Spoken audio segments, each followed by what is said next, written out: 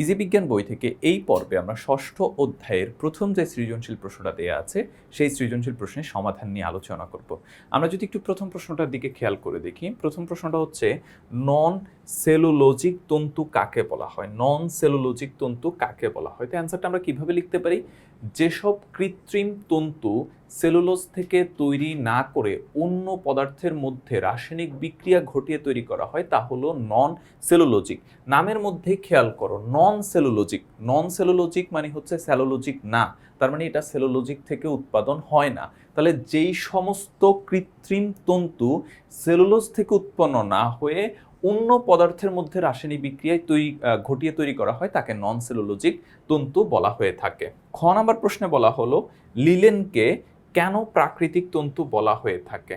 খেয়াল করে দেখো যে আমরা জানি যেসব তন্তু মানুষের তৈরি নয় এবং প্রকৃতি থেকে অর্থাৎ সরাসরি উদ্ভিদ বা প্রাণী বা খনিজ উৎস থেকে সংগ্রহ করা হয় সেসব তন্তুকে হচ্ছে প্রাকৃতিক তন্তু বলা হয়। একটা হচ্ছে কৃত্রিম, যেটা মানুষ তৈরি করে, আর যেটা ন্যাচারালি উৎপাদন হয়, গাছ থেকে উৎপাদন হচ্ছে কিংবা হচ্ছে খনি থেকে উৎপাদন হচ্ছে, সেগুলোকে আমরা বলি কি?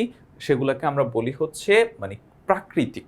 সেগুলোকে আমরা বলি হচ্ছে প্রাকৃতিক। তো যেহেতু যেসব তন্তু মানুষের তৈরি নয় এবং প্রকৃতি থেকে অর্থাৎ সরাসরি উদ্ভিদ প্রাণী বা খনিজ উৎস থেকে সংগ্রহ করা হয় সেসব তন্তুকে কি বলা হয়? প্রাকৃতিক তন্তু বলা হয়। তো লিনেন মানুষের তৈরি নয়, বরং এটি সরাসরি উদ্ভিদের মানে শন গাছের কাণ্ড থেকে সংগ্রহ করা হয়, তাই লিনেনকে প্রাকৃতিক তন্তু বলা হয়।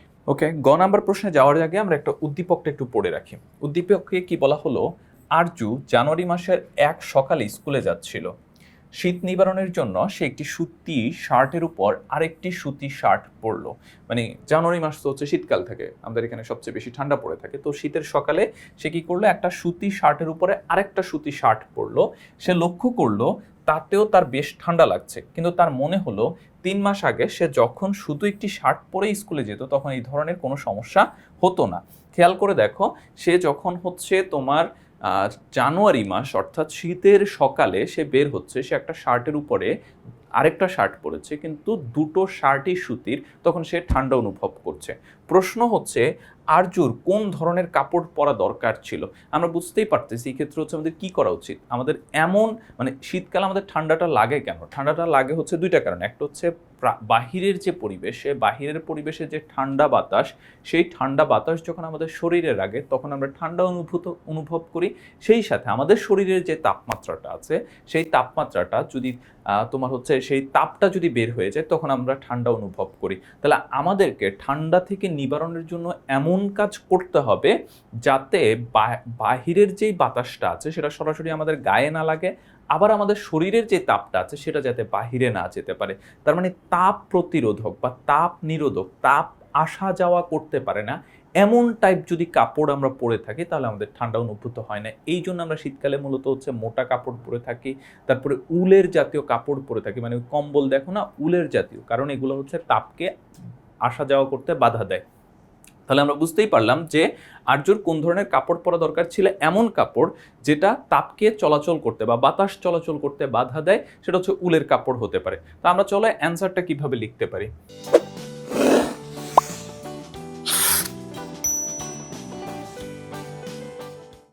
আরজুর পশম বা উলের তৈরি কাপড় পরা দরকার ছিল। আমরা দেখতে পাই আরজু শীতের নিবারণের জন্য একটি সুতি শার্টের উপর আরেকটি সুতি শার্ট পরে, তবু তার বেশ ঠান্ডা লাগে। সুতি কাপড়ের তাপ পরিবহন ক্ষমতা বেশি হয়, শীতকালে শরীরের তাপ বাইরে যেতে পারে, ফলে শরীর গরম থাকে না। এমনকি দুইটি সুতি শার্ট পরলেও ভেতরের তাপ বাইরে চলে আসতে পারে, তাই দুটি শার্ট পরিধান করার পরেও আরজুকে ঠান্ডা লাগছিল। এই জন্য শীতের প্রকোপ থেকে বাঁচার জন্য আরজুকে পশম বা উলের তৈরি পোশাক পরিধান করা দরকার।